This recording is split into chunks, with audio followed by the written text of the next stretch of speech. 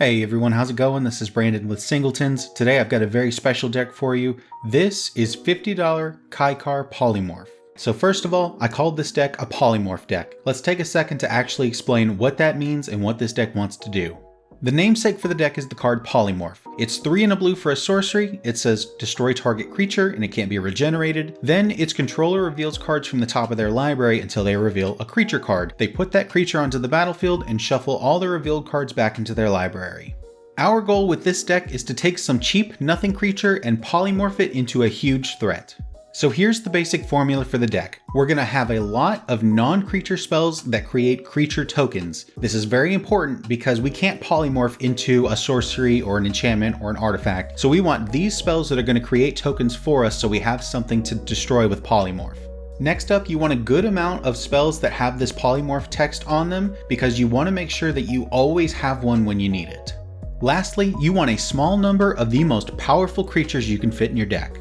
Polymorph is going to go as deep as it needs to through your deck for you to find a creature to put into play, so you don't need to have all that many. And in fact, we don't want very many because we don't want to be stuck with those really powerful creatures in our hand. We are not in good ramp colors. We are probably not going to be able to play very many of these spells for their normal casting cost, so we need them in the deck. But anyway, let's get into some of the actual cards. First up, tokens, and lots of them. When you just need them quick and easy, you can't get better than Raise the Alarm and Dragon Fodder. They're both just 2 mana and they each create 2 1/1 creature tokens. When you want to be able to make tokens multiple times, my choices are Satyr's Cunning, Molten Birth, and Trading Post. Satyr's Cunning might look like Draft Shaft, but it's actually so good in this deck. It's 1 mana to make a 1/1, but it also has Escape. So if it's already in your graveyard, then for just 2 and a red, you can exile 2 other cards from your graveyard and then cast this again. So once this does go to the graveyard, we're going to have easy access to making a token whenever we need it.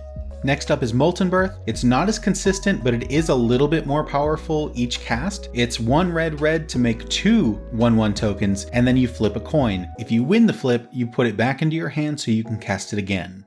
Last for the reusable token makers is Trading Post. This is a super flexible card with 4 different abilities. Each one requires you pay 1 mana and tap the Trading Post, and then you do one of these effects. The second ability is the one we're interested in. Pay 1 life to create a 0/1 goat token. If you're in a tough spot, you can also return an artifact from your graveyard to your hand, or draw a card, or gain 4 life. Next up, we've got passive token makers.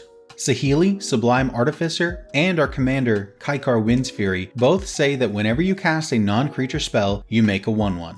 Aside from that, Saheeli can also turn one of your artifacts sitting around into a copy of one of your big game-ending creatures if you've got one on the board. You just maybe want to make sure that it's not legendary first. And then Kykar can also sacrifice spirits to add a red mana to your pool, just in case you need a little extra mana.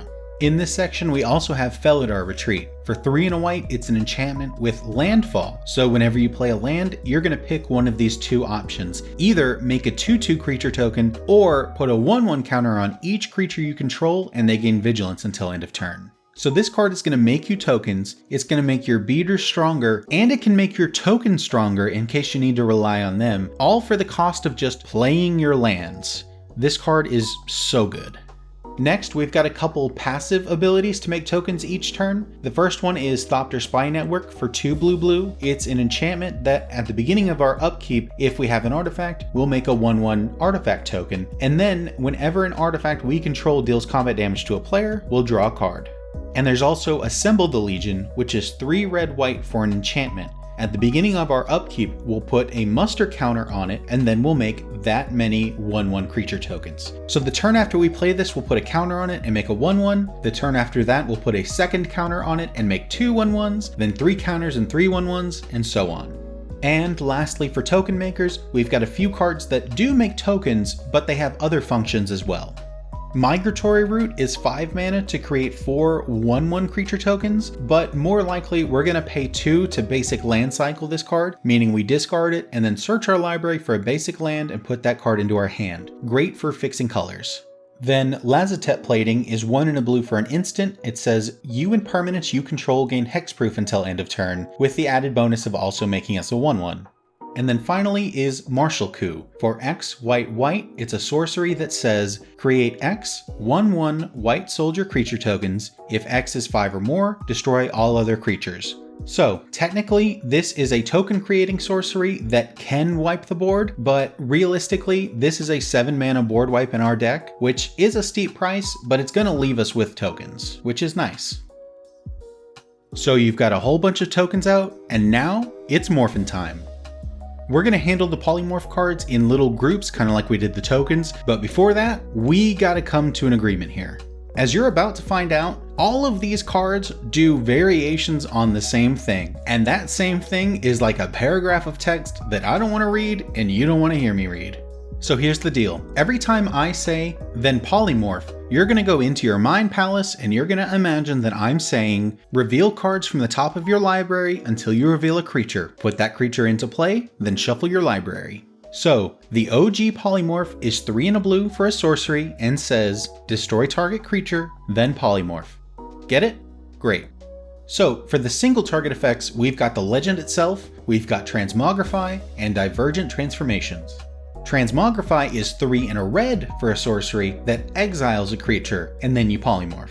Divergent Transformations is 6 and a red for an instant that actually exiles 2 creatures, then you polymorph twice. It also has Undaunted, so for each opponent you have, the spell actually costs 1 less to cast. In a standard pod of 4 players, this spell is only going to cost you 3 and a red. Moving on to spells that polymorph your whole board, we have Mass Polymorph, 5 and a blue for a sorcery, exile all creatures you control, then polymorph that many times, and Synthetic Destiny, which is 4 blue for an instant, exile all creatures you control, and then you polymorph that many times at the beginning of the next end step. I think it goes without saying that these are the most powerful effects, and if you can get back around to your turn after casting this, you will probably win the game. For repeatable polymorph effects, we've got 4 of them, and 2 are actually on creatures. Now, technically this does dilute your deck, because that early game polymorph might hit you one of these guys instead of one of your game-ending creatures, but the potential to polymorph multiple times after that, I think makes up for it.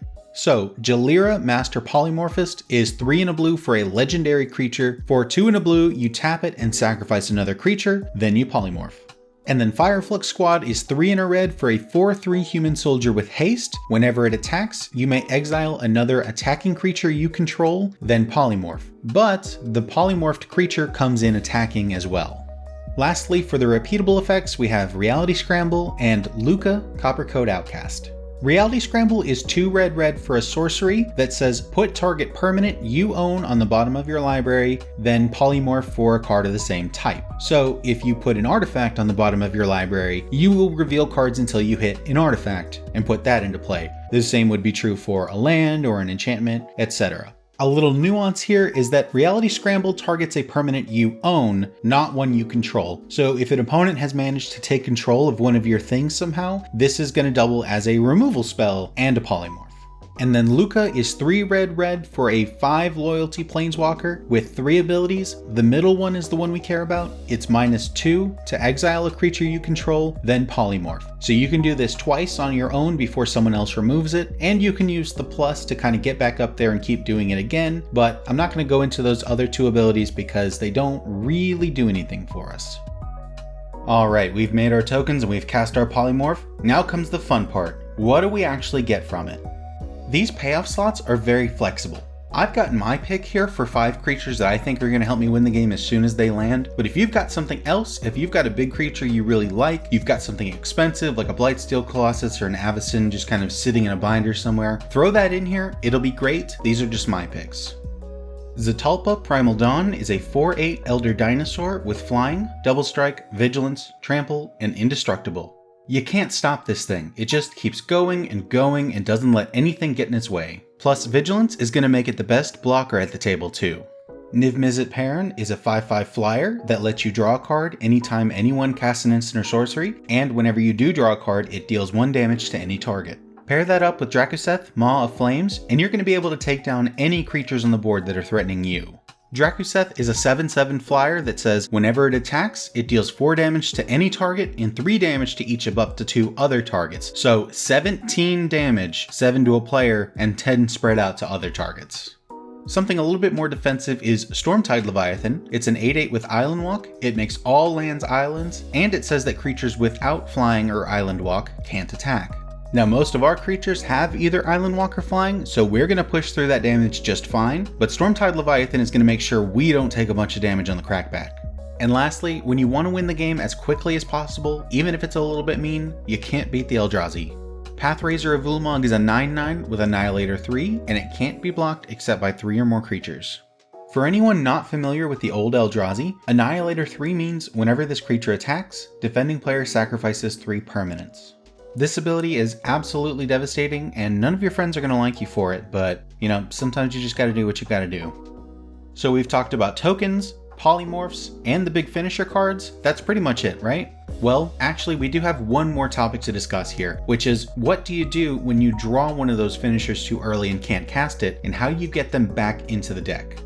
Sea Beyond is 1 and a blue for a sorcery, draw 2 cards, then shuffle a card from your hand into your library. Dream Cache is 2 and a blue for a sorcery, draw 3 cards, then put 2 cards from your hand both on top of your library or on bottom. Brainstorm, of course, is a single blue mana for an instant, draw 3 cards, then put 2 cards back on top of your library.